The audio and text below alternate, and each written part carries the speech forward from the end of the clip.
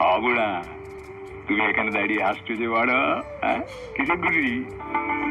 চিত্রাঙ্গদার হাত থেকে চায়ের কাপ নিয়ে সূর্য বললেন, তাকাতে হবে, লেখার মতো দেখলে পরে আজও খুঁজে পাবে ভালো লাগা আর ভালোবাসার বিষয়, বুঝলে বুড়ি? আচ্ছা আচ্ছা, এখন বিষয়টি কি তাই তো বলো। বলছি গো, আগে বলো তুমি কিসে খুশি হও?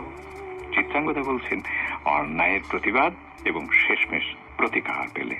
বাহ, ফেব্রুয়ারিতে যেমন ভাষা আন্দোলনের প্রতিবাদ এবং কয়েকজনের জীবনের বিনিময়ে প্রতিকার, এটা একটা দিক। এবারে চারদিকে তাকাও। তাকাও তাকাও না, ভালো করে তাকাও।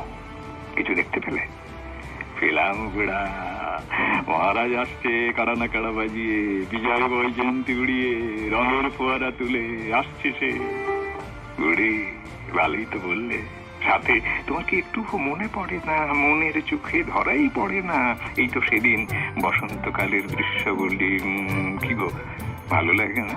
কলেজ বিশ্ববিদ্যালয়ের খুশির রঙিন দিনগুলো।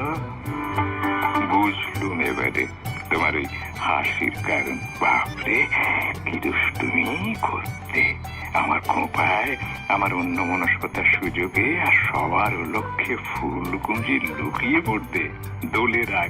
দোলের আগেই গোপন কথা বলার কায়দায় আবিরে খুনের রং মিশিয়ে বন্ধুদের মাখিয়ে দিতে যত ধুই তত রং বেরোয়। পরদিন সবাই রেগে তেড়ে গেলে কান ধরে উঠবস করে দাঁত বের করে মাটনকারি আর মিষ্টি দিয়ে সবার মুখ বন্ধ করতে ফলে মধুরেণ সমাপন। দুজনের অনাবিল আনন্দে ফোকলা দাঁতের হাসি ঝলমলিয়ে সকাল হয়ে ওঠে মিষ্টি মধুর। বুড়ি, আরে কাপ না বুড়া, থাক।